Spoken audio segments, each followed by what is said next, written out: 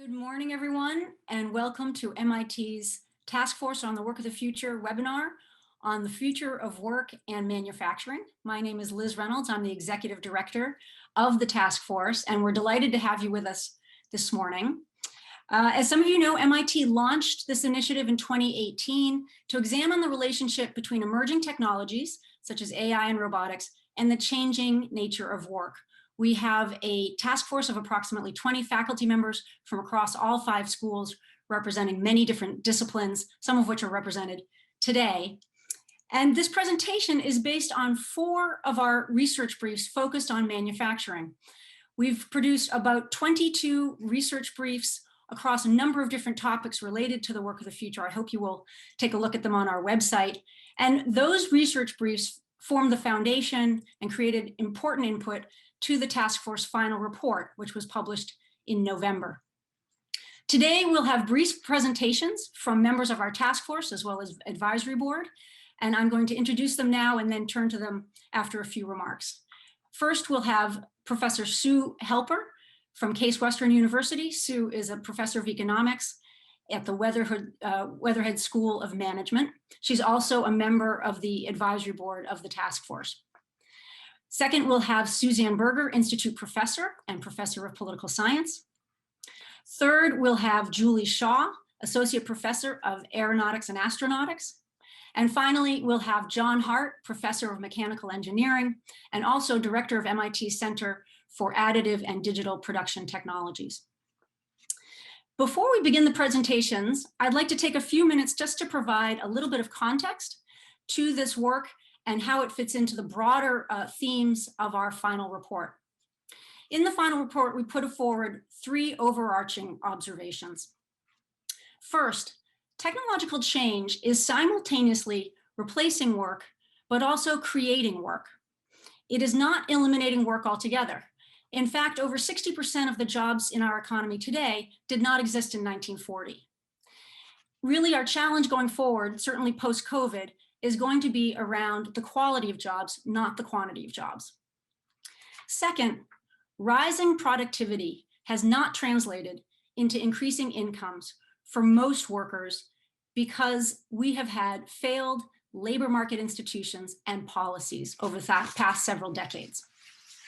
Broadly speaking, we have not seen shared prosperity from our institutions, nor have we seen policies that have promoted this.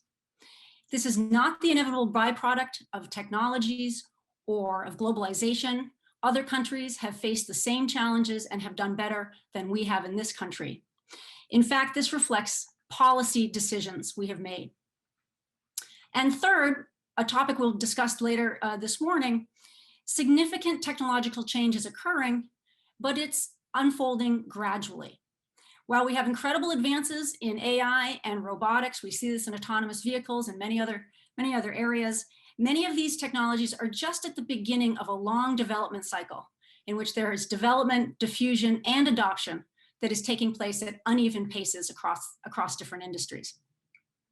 This is good news in that it allows us time to adjust both our institutions and our policies to improve on skills and training, to improve on innovations in our investments in innovation, and ensure that everyone is successfully transitioning into this digital economy.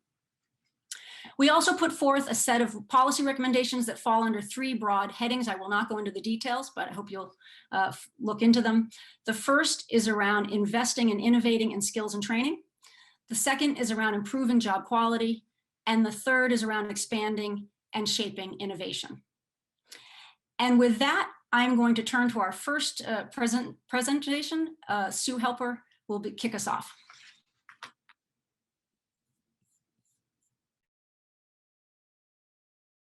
Sue, you're muted.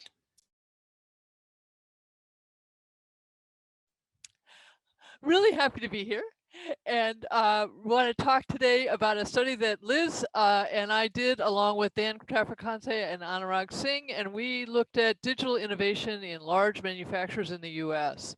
I'm going to start with some good news. We saw some amazing technology and it was combined with good jobs. So at an auto plant, for example, we saw a machine vision system that used cameras mounted on small, flexible robots to detect defects in engines in real time. And then this very cool multiracial team of production workers and engineers combined this data with warranty data from consumers and inspection data from suppliers. They analyze the data to determine the causes of defects and address them. And sometimes these defects were found deep in the supply chain. And one impact is not just improved quality, but also improved precision, improved fuel efficiency. This is an example of Industry 4.0 adoption, where information from individual machines and offices is combined and analyzed in real time. The US should have an advantage in adopting Industry 4.0 because of its skills in software. And done right, as Liz said, this adoption could spur significant investment in US manufacturing as firms compete on technology rather than on low wages. And it could create good jobs as workers are involved in quickly diagnosing and solving problems. So that's the good news. The bad news, even at these large firms, these projects are still pilots. Further adoption is constrained by a number of factors. Firms' short time horizons that are often 1 year. They have difficulty in combining insights from shop floor operations with those of data scientists. They have weak suppliers that don't have the financial or organizational wherewithal to invest in the new technology, etc. And although these technologies can complement workers, sometimes they're implemented in ways that are detrimental to workers. Liz mentioned issues of job quality. And so we saw some of that where production workers saw themselves losing autonomy to robots or algorithms and faced stagnant wages, significant increases in monitoring, and pressures to work more quickly. And we can see these issues in the national statistics. So manufacturing productivity and wages are stagnant. So what can we do about this? We have some suggestions for firms. First is to recognize that digital transformation requires organizational transformation. So this flood of information actually makes shop floor knowledge more valuable, not less. When a factory is generating a terabyte of data per hour, it's really helpful to have on the ground help in generating ideas about what it might mean.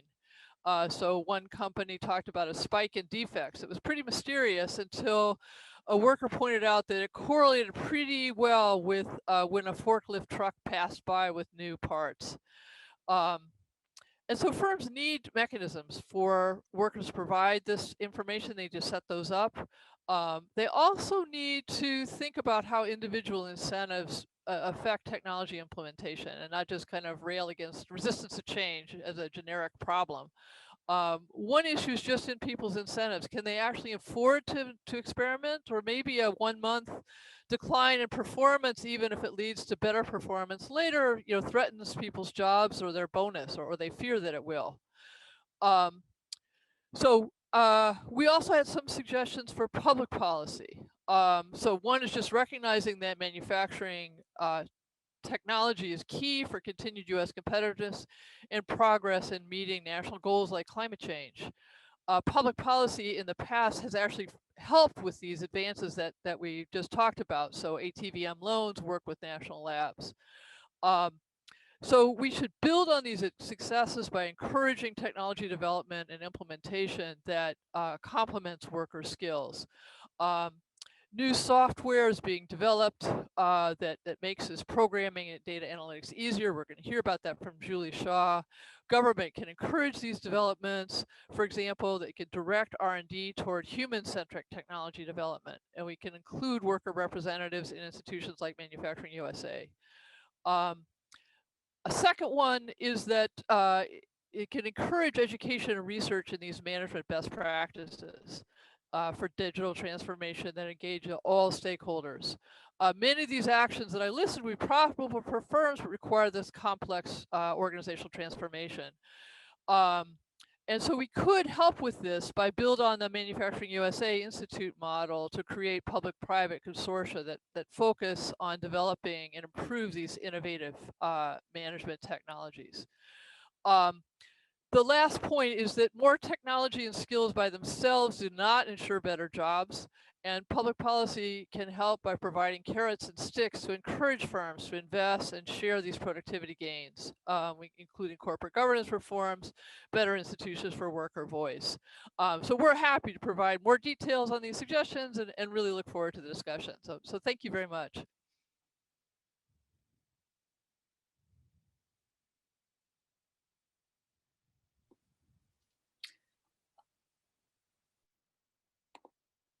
My name is Suzanne Berger, and I'd like to tell you a little about my mind in the course of the research that I was involved in for the Work of the Future project. At the beginning, which was discussions we had at MIT in 2017, what we were hearing from all sides was that robots were going to eat jobs, that in fact, robots were going to be implemented very rapidly in US engineering, and that we risked in US manufacturing, and that we risked losing as many as 46% of the jobs in major occupations in the United States. And this seemed to be a very threatening prospect. And it did lie, that concern about what was going to happen to jobs lay at the origin of the project that we all were engaged in for the Work of the Future project. What could we do about this situation? What kind of new jobs might be created? What could we do to make sure that the impact of this massive technological change would be one that would be beneficial for Americans, as well as potentially beneficial for the economy? So when I went out with our research team to look at primarily small and medium-sized companies in Ohio, Arizona, Massachusetts, we were interested in exactly what kinds of technological change had taken place over the previous 5 years.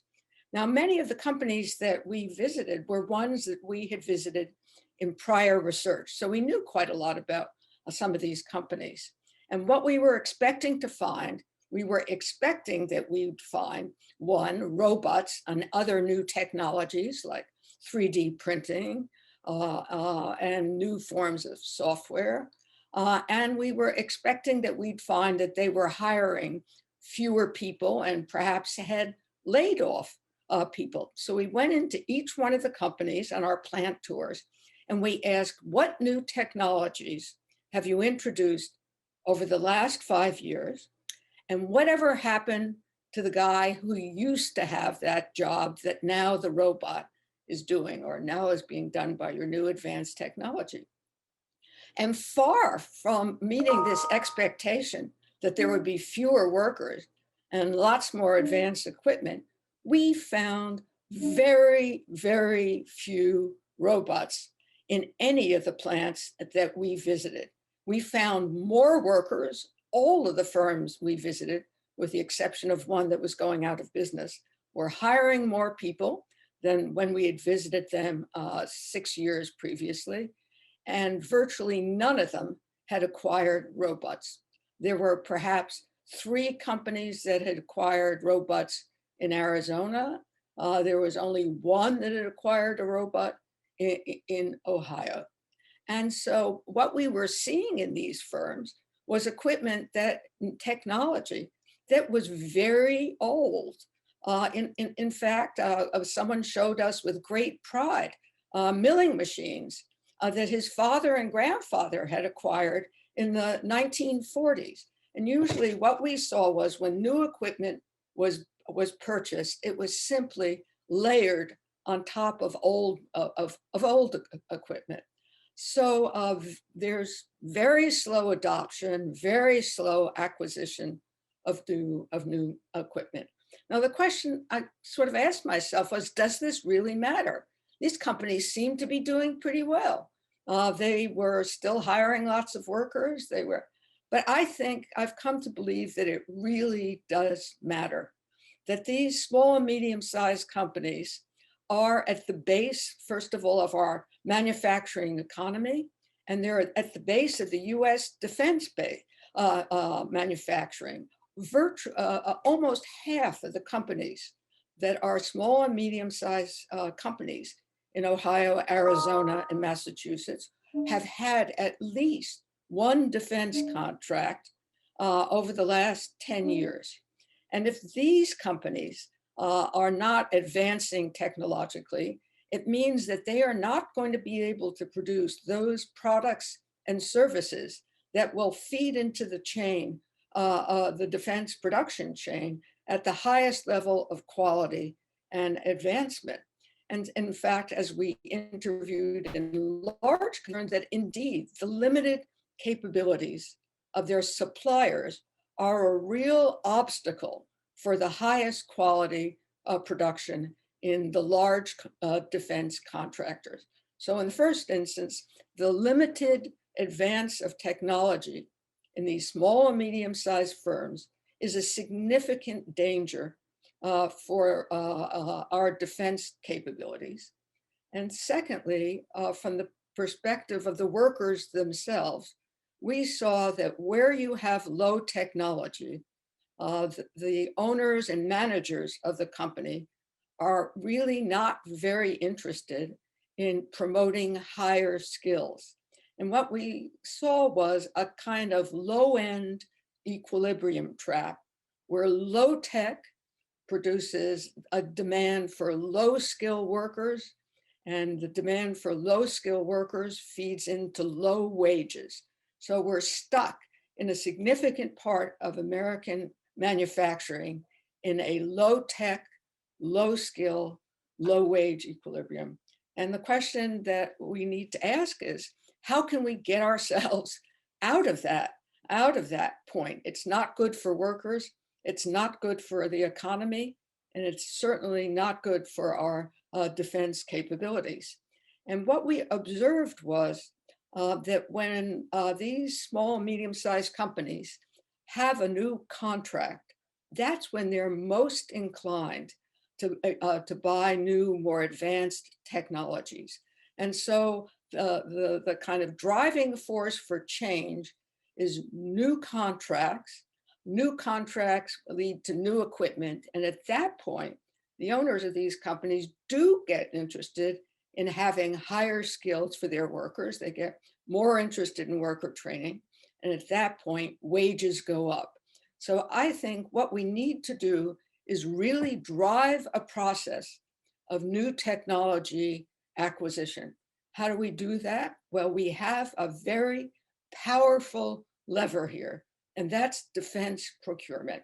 And I'll just stop with one little story. One company we visited is a company that when we visited them 14 years ago, told us that they were a third generation company making industrial boilers. But when the Iraq War started, suddenly they were asked to produce sheets of metal to armor the Humbers, the vehicles that were being blown up. That was their first defense contract. And from that, they've eventually gotten into higher tech and more complex products.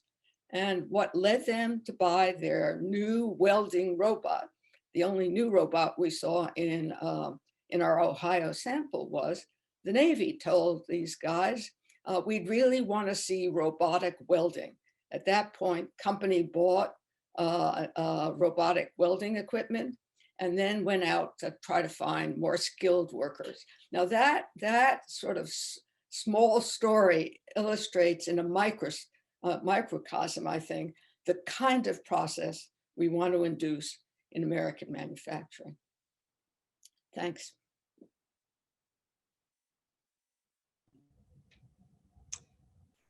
Hi, my name is Julie Shaw. I'm an AI researcher and a roboticist at MIT, and I've worked for many years in developing new technologies for robotics for manufacturing.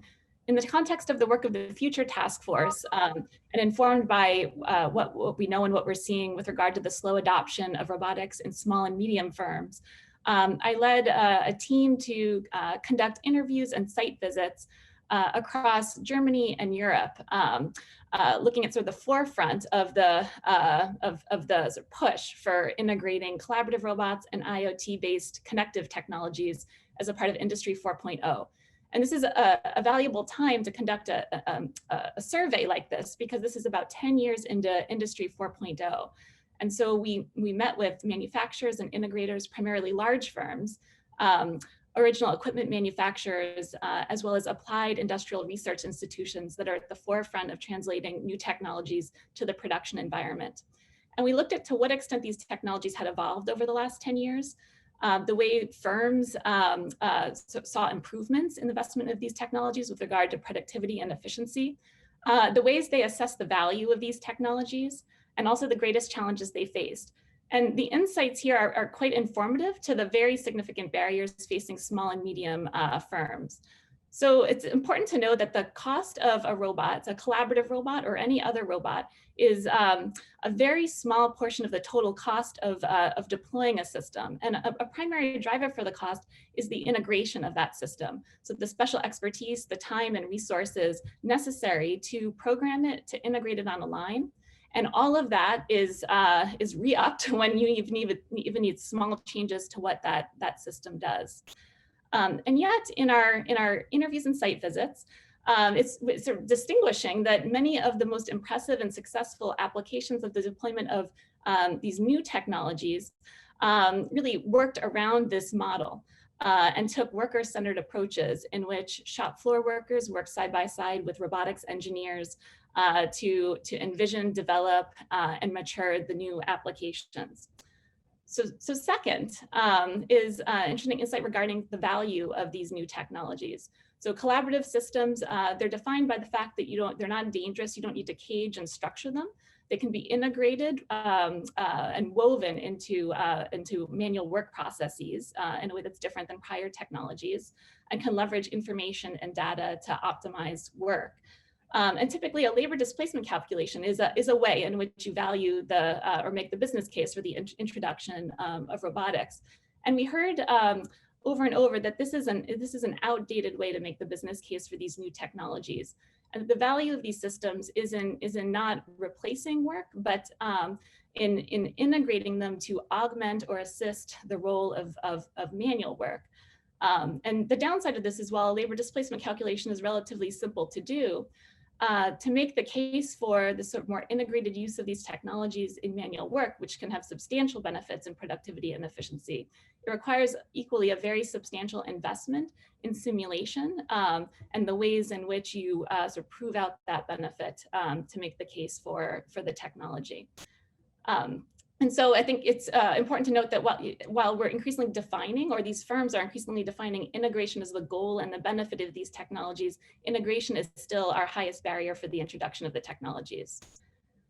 Lastly, I want to note that this is not just a matter of the processes for developing and deploying new technologies. Worker-centered approaches are a key feature of many of the successful applications that we saw. And new ways in which we're valuing these technologies are very important to driving the development of the technology in a direction that ultimately realizes that value. But we do have a technology gap as well. And so I'll illustrate that by sort of paraphrasing a quote that we heard. We asked a number of folks at these firms, where is this technology going? What is the ultimate goal? Is it a lights out factory? And what we heard is the results were varied, or the responses were varied. But what we heard over and over is that a lights out factory is not the ultimate goal, because a lights out factory does not have people in it, and people are sort of the driver of innovation. So by sort of developing these systems, integrating them, and having them operate entirely independently, we lose the engine for improvement over time. And the technology that we have today in terms of robotics, these robots are programmed to be programmed by people that understand robots. We heard over and over again the need to be able to program the task and not the robot. to be able to leverage the deep domain expertise from the shop floor to be able to drive the exploration of new uses of these systems.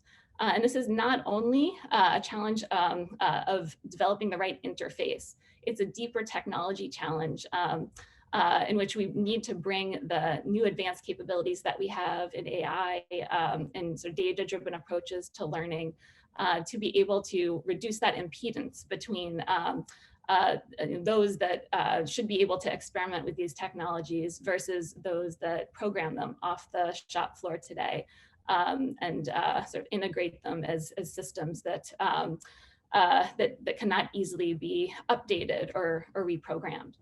And so if all of these are barriers to the large firms, you can imagine the enormous barrier this places for small, medium enterprises. It takes very substantial resources to be able to set up the environment for shop floor workers to collaborate next to engineers to deploy these systems. And it takes resources to be able to make the business case for these technologies in a different way than has been done in the past, for example, through a simple labor displacement calculation. A technology investment is needed to be able to reduce this mismatch, the sort of impedance, to be able to better integrate these systems, make better use of them at the large firms, but also with the very special challenges that small firms have in terms of needing to very frequently sort of reprogram their tasks and re-envision their work process. And so with that, I will wrap up and look forward to discussion and questions. Thank you. Hi, I'm John Hart. I'm in mechanical engineering at MIT, and my role on the task force and much of my research and industry engagement focuses on additive manufacturing, often called 3D printing, and its relationship with the other digitally driven technologies of future production. My first and I think main point is that additive manufacturing is really a platform technology that can be and is starting to be leveraged across the product lifecycle. And by that, I mean from the first concept for a new product all the way to the last plane or vehicle that drives or flies. And therefore, the key idea is that in contrast to a lot of traditional ways that parts and products are manufactured, when you make something additively, you're creating an object from digital data layer by layer. So you don't need a mold tool that costs a lot of money and takes a lot of time to make and is fixed to one shape, but you can use the digital data to drive the machine instructions to make the part and have many parts come together to make a product. But sometimes there's frankly too much hype. And we hear sometimes that everything is going to be made additively or by 3D printing in the future, or that we'll all be 3D printing what we need at home. And I can tell you with quite certainty that that's not true and may never be true. But the key point from our research is really that additive manufacturing will be embedded in organizations across that product life cycle, will be used in factories to support the factory or as a mainline production technique, and therefore also will be embedded in supply chain and supply networks. And as a result, we're certain that it's a cornerstone of future manufacturing. And also, it's starting to be used in production of some really advanced and compelling products. For instance, 3D printing is used to make major parts of aircraft and spacecraft. It's critical to the amazing growth of the space industry. And on a normal day, if we had normal air travel, there'd be 10 or 20,000 3D printed jet engine fuel nozzles flying above the United States. There's also tens of millions or more medical devices implanted or used by humans today, from hip implants to orthodontic devices. And another use of additive manufacturing is not to make the part of the product, but to make tooling that makes the production process better. And that's a place where enterprises at all scales can take part.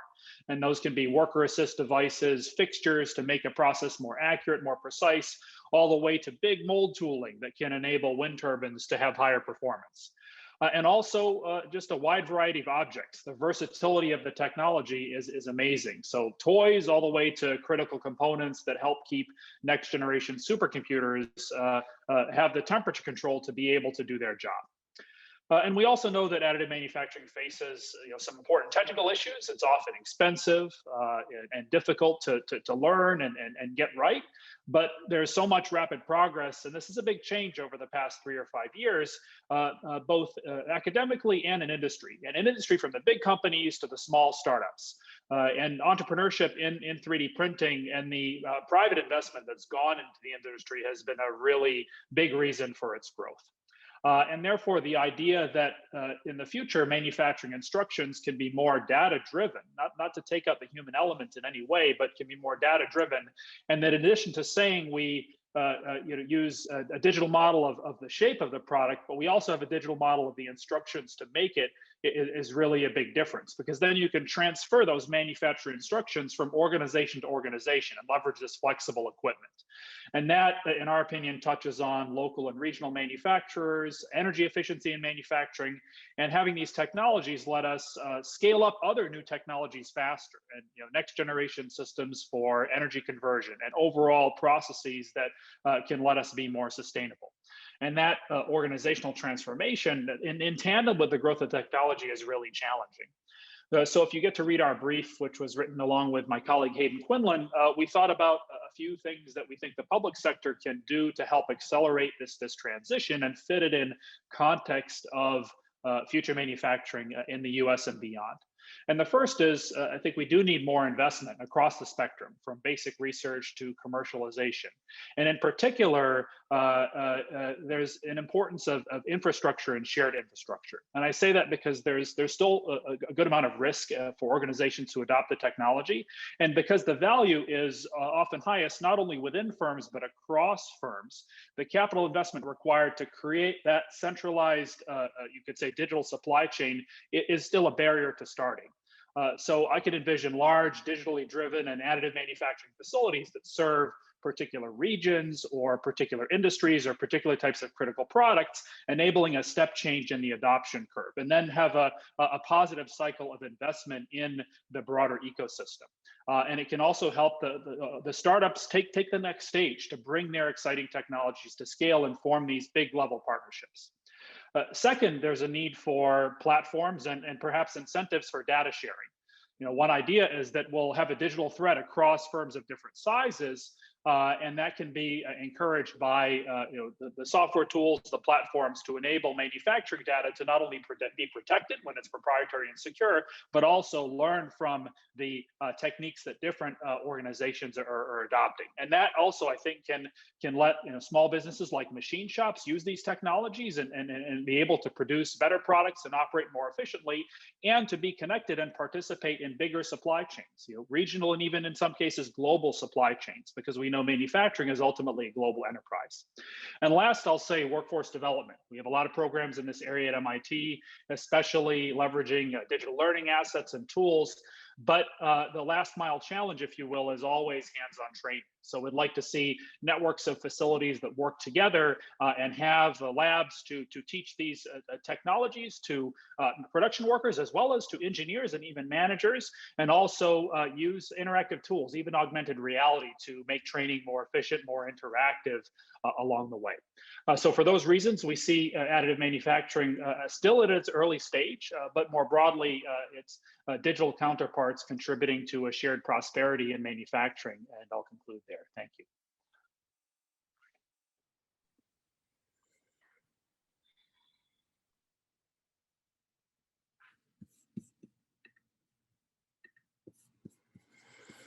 Great. Well, I think that concludes our presentations, and that gives us plenty of time for Q&A. Thank you to everybody.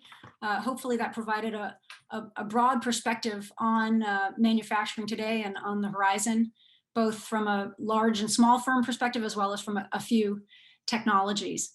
So now we're going to take a few questions. I welcome questions in the Slido from people. I think we've been getting some from across many different of the presentations, but maybe I'll start with one that I just want to follow up on from John's point of view. John, you just said, manufacturing is a global enterprise, and at the same time, you said you see opportunities and directions for greater localization of production and building out what sounded like sort of regional manufacturing ecosystems. Can you help us understand kind of how both of those things are true, how you see them playing out? Yeah, definitely. Thank you for the question. I think those go hand in hand, right?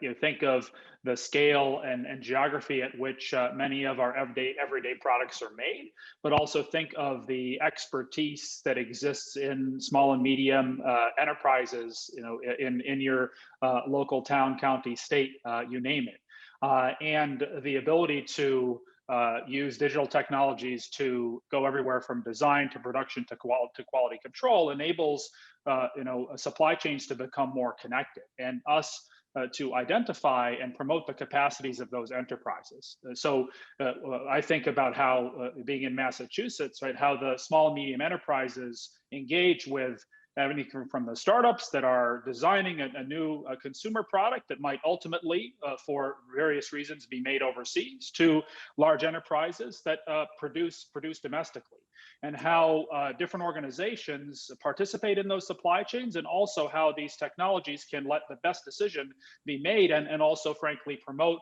domestic manufacturing as we grow this digitally driven ecosystem, and as we flip to being more agile and more responsive. And one defining factor, I think, if you put together all these different elements we're discussing, is the ability for organizations to be more flexible, be more agile, and certainly we've thought a good amount about that over the past year. Great, thank you, John. That's excellent, particularly as we think about a new administration that's very focused on revitalizing manufacturing. I've got a next question for Julie. You mentioned programming the task, and then that this is a greater barrier. What do you see as the process of doing this? Who do you think needs to be involved in the process? Great, yes, thank you for that question. So when we talk about programming robots, it's useful to remember that we have typically programmed robots to operate independently from people, and a lot of effort goes into developing the algorithms, the models for these robots to do their tasks such that it leverages our computational capabilities, the sensors we have available, and plays to the strengths of the robot. The question then becomes, if we are looking to design for input, guidance, direction from a human with special domain expertise that's difficult to encode, that often takes years or maybe even decades to sort of hone. If it were easy to translate that into a program for a robot, we would have already done it. How do we take the special expertise, the sort of the abilities of a human to innovate, and distill the key elements of that to be able to input it to a robot for it to do its task better? And that requires rethinking the underlying representations that robots use and designing those so that they're compatible with representations that humans hold of how to do the work or how to innovate in the work. And this is something that is not easily done by focusing only on the robot's capabilities, but requires a human-centered approach. It requires drawing from what we know about human factors, human experience design, cognitive science, and so it's from a research perspective, there's a lot to do there. But I will point out that this is the ultimate benefit of these systems, as we hear from those we interviewed and the places we visited in Germany, is the ability to facilitate this type of sort of bi-directional information transfer between people who hold deep domain expertise. And distill that into a robot program without the intermediary of a robotics engineer. Julie, can I follow up with one quick question? You mentioned when you were in your remarks making the business case, and I think people don't fully appreciate how the calculation of sort of just eliminating a worker. One can cost. We can immediately find out what's the FTE on that. But the cost and the understanding of what comes out of a collaborative robot and what comes out in terms of productivity, we all are familiar with our colleague Daron Acemoglu's concept of so-so technologies, that a lot of firms, will invest in technologies that may marginally improve productivity because they're able to, reduce a few headcount, but in terms of greater innovation and greater productivity growth, they just don't achieve it, and that may explain why we've had slow productivity growth. Can you say another word about this, that kind of calculation that you see firms kind of stepping into?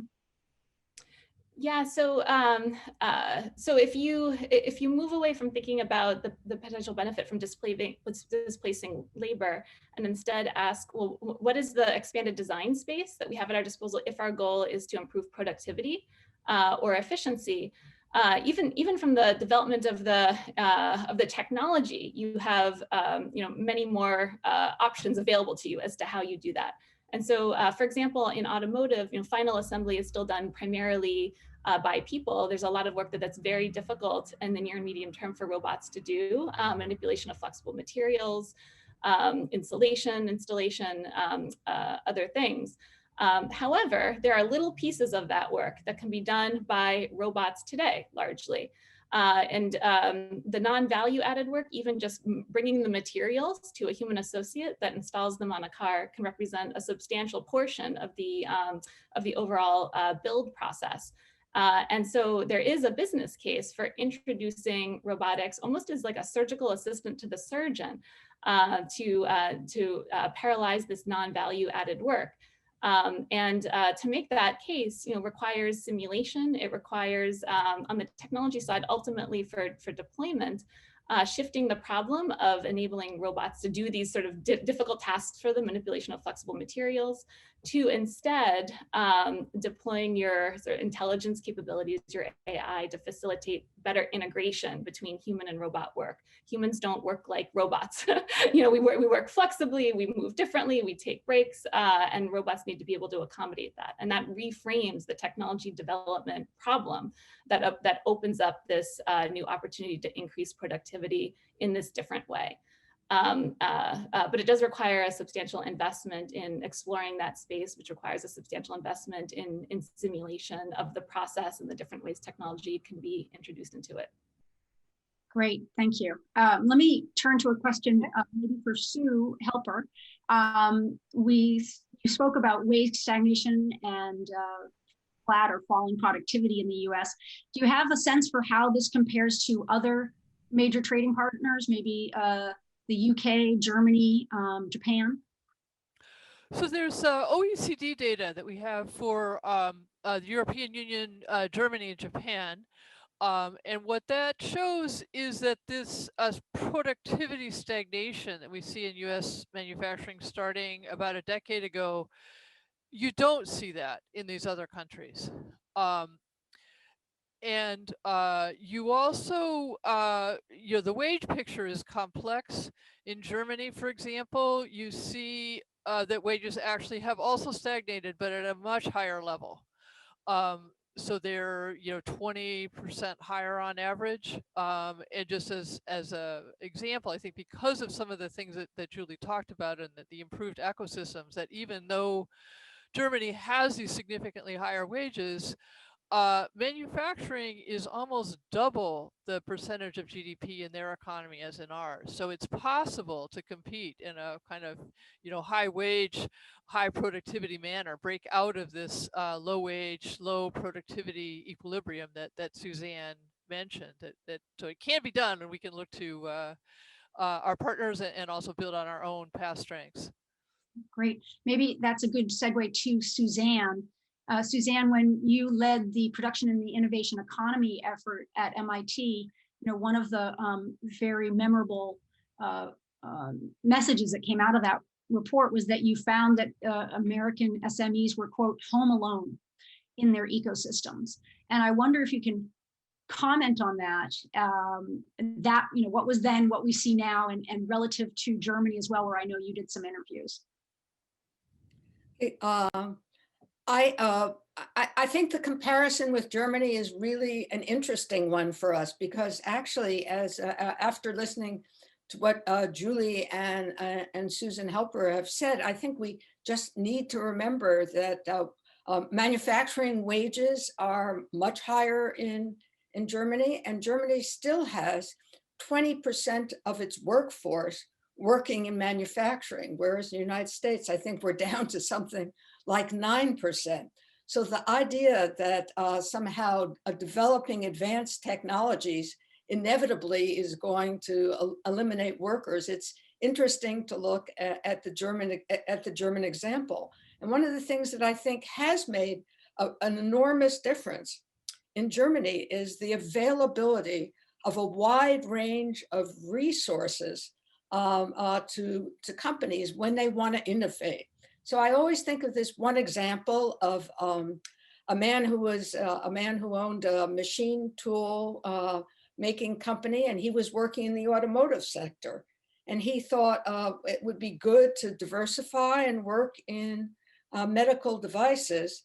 And he realized he could probably make something like artificial hips. And so in order to sort of gain those capabilities, he was able to draw on a wide variety of resources that he didn't need to own personally. He was able to participate in research consortia that the German government funded 50% of on medical devices. He was able to get assistance from a Fraunhofer Institute. He was able to actually get loans from a local bank because the local bank knew this man and man's company for years and years. We really don't have a situation like that in the United States. And when I saw, in contrast, the companies we were interviewing in Ohio, Arizona, Georgia, and Massachusetts, I realized that when they had a new idea or a new product, really, they didn't find the same local ecosystem resources. They had to operate on just what they had in pocket themselves. And that's what I think of as being home alone. And I feel that if only we could expand the resources that firms could join together with their own, get education at community colleges, be able more flexibly to get loans for developing new products. It's impossible really to move very quickly if your only resources are those that you happen to have from last year's retained earnings. Well, there's been a number of questions, and let's expand this discussion around ecosystem toward workforce education and training, which is a critical part of this story when certainly pre-COVID, and we should emphasize that all of this research took place before the pandemic struck. What we were hearing from firms across the board was that they had a shortage of workers, or they could not find enough workers for their operations, certainly at the wages they were offering. And so, and manufacturing's actually held its own through the crisis so far. A lot of the work has been considered essential, and it's been a very sort of a stalwart of the economy for the last several months. But certainly we know that there is a question about, if not a skills gap, a skills shortage, that we have a need for workers who are entering into this field, and a way to upskill workers as they're faced with new technology and more digital technology, as everyone's emphasized. So let me open up to everyone to sort of respond to this. But we've had a number of questions. I think, how should workers prepare or reskill for the future? And how should society help them and avoid job losses due to automation? How can those who are at the bottom of the skill pile get into higher skilled work? I think more broadly, there's a question of kind of what's the role of educational institutions? What role does community colleges play? And here's a question for John specifically about how do you imagine collaborative and shared workforce development systems, like learning consortium? Can we imagine something like that? And how does online education affect that? So let me open with that. Maybe I'll start with Sue and some of the observations from our large firm interviews. Yeah, I think one general theme that we see is that these large firms, I think, are fairly disengaged from their ecosystems. They think of these problems in finding workers and finding good suppliers as disconnected from their own actions. And I think that's not right. And we actually saw some counterexamples in our research. And so many of these were foreign firms, so Japanese and German firms, that invested actually in US ecosystems so that they could work with them and more or less in the way that they worked at home. And so, for example, with the community colleges, they do things like provide their own employees as instructors for these colleges. They help develop curriculum, they provide internships, etc. I think that's a key lesson. We also, I think, have begun to develop some of the systems that we need in the US for public efforts. So for example, the Manufacturing Extension Partnership in Ohio provides some kinds of product development assistance to firms. So firms are not entirely on their own in Ohio, but these programs are really small and disconnected. But it did help. For example, a guy that had an idea to dramatically speed up the aging of whiskey, and they were able to provide him with some simulation services, etc., that he couldn't provide on his own. So I think we have some models, both our own pilots and the example of some of the foreign firms and how they operate here. Suzanne Berger, do you want to comment as well from your research?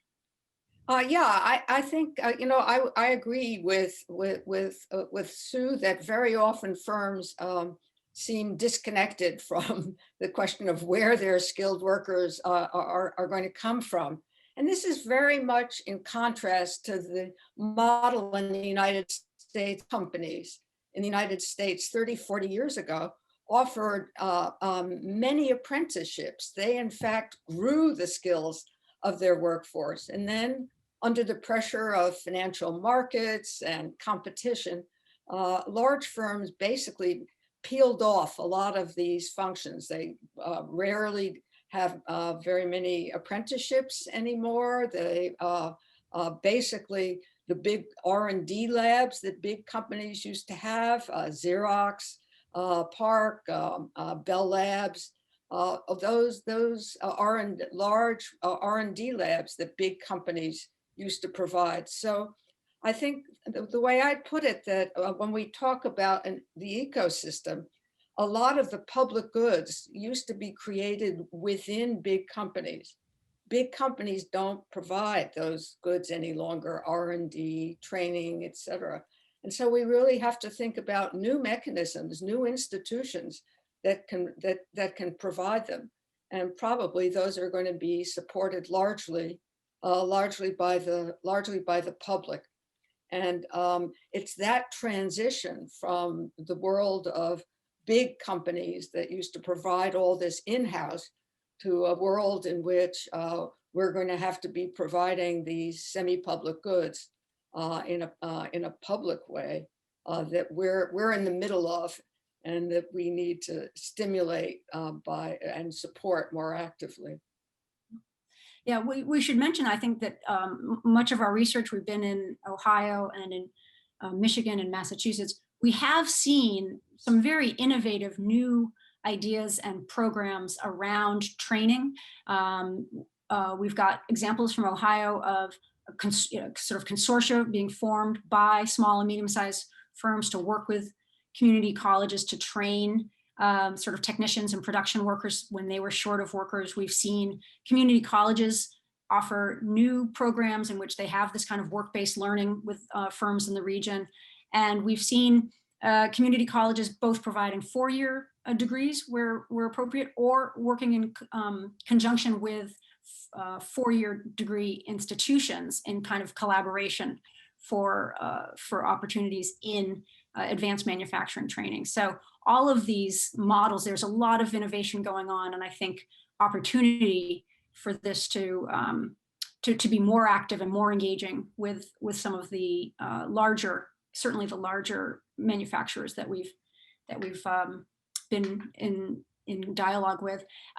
John Hart, do you want to speak to what you're seeing in terms of the consortia model and what's possible vis-a-vis, as you said, kind of hybrid learning? Yeah, I like the idea of a learning consortium, and I was reflecting a moment ago.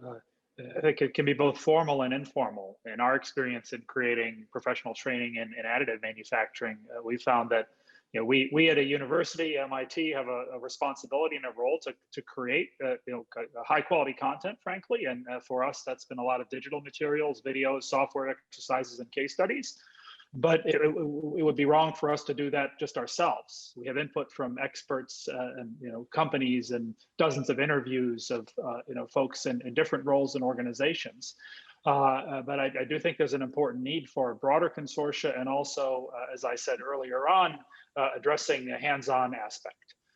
And that can be companies having internal labs, as many do, for training these technologies. Also opening up their labs to other companies in a non-competitive fashion, or to the community. Also, shared spaces that people can visit and maybe pay for the course, or it's subsidized in some way. Maybe the last point I'll make is that we've seen great value from teams within organizations working together. So when we have a course and 500 individuals across a number of companies sign up, some's just one person on their own, and others it's a few people, and they connect together and they learn together.